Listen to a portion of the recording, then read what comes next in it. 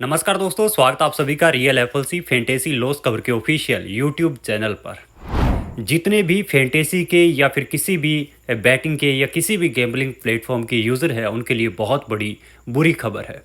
और वो बुरी खबर ये है कि लोकसभा में ऑनलाइन गैम्बलिंग बिल जो है वो पेश कर दिया गया है। यानी कि इन सभी एप्लीकेशन को भारत में बैन करने का बिल जो है वो पेश किया गया है। इस वीडियो में आपको विस्तार से बताया जाएगा कि कौन से गेम को छूट दी जा सकती है और कौन से गेम पूरी तरह से भारत में बैन होंगे। सबसे पहले जितने भी सदस्य वीडियो को देख रहे हैं, वीडियो को लाइक करके और चैनल को सब्सक्राइब जरूर कर दीजिएगा, क्योंकि आपका एक लाइक और आपका एक सब्सक्राइब जो है जो मुझे कॉन्फिडेंस देगा, उस कॉन्फिडेंस की तुलना आप किसी भी अमाउंट से नहीं कर सकते। तो जितने भी सदस्य मुझे अपना समझते हैं, मुझे अपना मानते हैं, वे सभी सदस्य अभी के अभी सब्सक्राइब के बटन पर क्लिक जरूर कीजिएगा। तो विस्तार से अगर मैं आपको बताऊं कौन से गेम के ऊपर जो है बैन लग सकता है, तो भारत में दो तरह के गेम है, एक फैंटेसी है और दूसरा बैटिंग है। आपने देखा होगा कि ड्रीम इलेवन, माई इलेवन सर्कल, इन सब एप्लीकेशन का प्रमोशन जो है बड़े बड़े स्टार प्लेयर या बॉलीवुड के एक्टर्स जो हैं वो इसका प्रमोशन किया करते थे। यानी कि ये भारत में लीगल थी। इसको मंजूरी ये सोच कर दी गई थी कि ये एक गेम ऑफ स्किल है। अब ये गेम ऑफ स्किल कैसे है, क्योंकि आपको 22 में से 11 खिलाड़ी अपनी टीम के अंदर रखने होते हैं। कौन से वे 11 खिलाड़ी हैं जो सबसे ज़्यादा आपको पॉइंट देंगे, तो ये आपको अपने दिमाग से आइडिया लगाकर अपनी टीम जो है यहाँ पर बनानी पड़ती थी। दूसरी ओर अगर हम बात करें गेम ऑफ चांस की, जिसके अंदर आपको प्रेडिक्ट ये करना होता था कि कौन सी टीम ये मैच जीतेगी। मान लीजिए भारत ऑस्ट्रेलिया का मैच है, तो आपको किसी एक टीम के ऊपर पैसा लगाने की अनुमति दी जाती थी कि आपको क्या लगता है कौन सी टीम ये मैच जीतेगी। तो वो होता था गेम ऑफ चांस। तो गेम ऑफ चांस में ये भी था कौन सा बल्लेबाज कितने रन बना सकता है, टोटल 20 ओवर में या 50 ओवर में कितने रन बनेंगे, क्या इस सेशन में यानी 1 से 10 या 120 ओवर में इतने रन बन पाएंगे या नहीं बन पाएंगे। तो ये था गेम ऑफ चांस। अब भारत में जो बिल पेश किया गया है, उस बिल के अंदर चाहे कोई फैंटेसी है, चाहे कोई बैटिंग ऐप है, यानी कि गैम्बलिंग में जितने भी गेम हैं, वे सभी गेम जिनके अंदर हमें पैसा इन्वेस्ट करना होता है, इन सभी गेम के ऊपर बैन लगाए जाने का जो बिल है वो दिया गया है।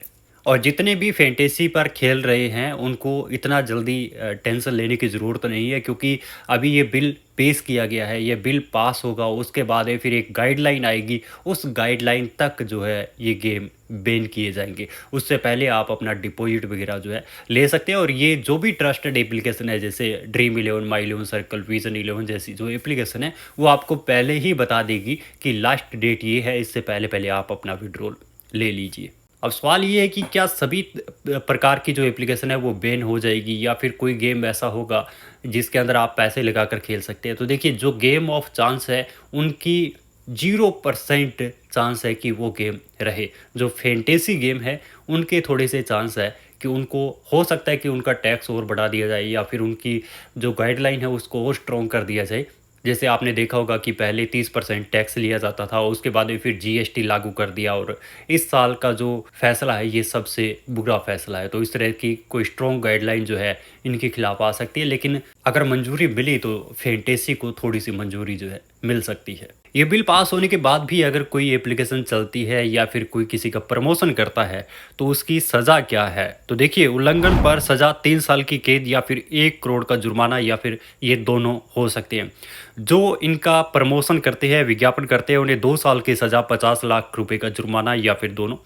और बैंक पर कार्रवाई हो सकती है। लेन देन की सुविधा देने वाले बैंक पर भी सख्ती से कार्रवाई की जाएगी। पीड़ित कौन? ऑनलाइन गेम खेलने वाले अपराधी नहीं पीड़ित माने जाएंगे। यानी कि मान लीजिए कोई इन एप्लीकेशन का, जैसे MS धोनी ड्रीम इलेवन का प्रमोशन करता था, तो अगर इस तरह का कोई भी प्रमोटर मिलता है तो उसके ऊपर 3 साल की सज़ा, 1 करोड़ का जुर्माना या फिर ये दोनों होंगे। लेकिन जो इसके ऊपर खेलने वाले हैं वे सिर्फ पीड़ित माने जाएंगे, उनको किसी भी प्रकार की कोई सज़ा या फिर जुर्माना नहीं लगाया जाएगा। अब एक बड़ी बात मैं आपको और बता देता हूँ कि देखिए, जो लीगल एप्लीकेशन होती है, अभी जैसे ये फैंटेसी जितनी भी एप्लीकेशन है, चाहे ड्रीम इलेवन है, माई इलेवन सर्कल है, विजन इलेवन है, बल्लेबाजी है, जो नामी एप्लीकेशन है ये लीगल एप्लीकेशन है और ये भारत सरकार की गाइडलाइन के अंदर ही काम करती है। और जो इलीगल एप्लीकेशन है, मान लीजिए कि बिल पास हो गया, तो जो ये लीगल एप्लीकेशन है ये तो बंद हो जाएगी, लेकिन जो इलीगल आज तक चलती आ रही है वो चलती ही रहेगी, उन्हें बैन नहीं किया जाएगा। क्योंकि अगर उन्हें बैन किया जाता, क्योंकि सोच कर देखिए ये जो फैंटेसी एप्लीकेशन है ये गवर्नमेंट को जीएसटी भी दे रही है, टैक्स भी दे रही है, लेकिन जो फिलहाल इस समय बैटिंग ऐप चल रही है वो ना भारत सरकार को टैक्स दे रही है न जीएसटी दे रही है, फिर भी वो चल रही है ना। तो ये बिल पास होने के बाद भी वो जो 2 नंबरी गेम है वे चलते ही रहेंगे, उन्हें उन्हें बंद करना इम्पॉसिबल है। और जो गाइडलाइन जारी की गई है कि जो उनका प्रमोशन करेंगे उन्हें 1 करोड़ का जुर्माना या 3 साल है, तो ऐसा भी कुछ नहीं होगा। लोग प्रमोशन भी धड़ल्ले से करेंगे। अब देखिए जैसे सोशल मीडिया है, सोशल मीडिया के ऊपर अपनी एप्लीकेशन का लिंक डाल के वहाँ पर एक एआई से वॉइस नोट बनाकर लगा देंगे, तो प्रमोशन तो उस एप्लीकेशन का हो ही जाएगा, फिर आप किसे सज़ा सुनाएंगे? और यूज़र जिन्हें खेलना है वो खेलेंगे। तो इन सब चीज़ों का नुकसान सिर्फ उन्हें है जो लीगल है, जो इलीगल है उन्हें इन सब चीज़ों का कोई नुकसान नहीं है। आपने देखा होगा कि भारत के अंदर जो गैम्बलिंग एप्लीकेशन है, इसके अंदर फैंटेसी जो है ये भारत की गाइडलाइन के अनुसार काम कर रही है। अब अगर ये बिल पास होता है तो ये फैंटेसी एप्लीकेशन जो है इन्हें बैन किया जा सकता है, लेकिन जो बैटिंग एप्लीकेशन हैं जिन्होंने आज तक ना कभी जीएसटी दिया है ना टैक्स दिया है, जिनका पता ही नहीं है कहाँ से वे रन हो रही है, कैसे वे खेलने वाले को केस में पेमेंट कर रहे हैं, तो ये सब जो है बंद नहीं होगी। आपने अपनी ज़िंदगी में कहावत सुनी होगी कि जो शातिर होता है उसे कोई खतरा नहीं होता, लेकिन जो शरीफ होता है गाज सिर्फ उस पर गिरती है।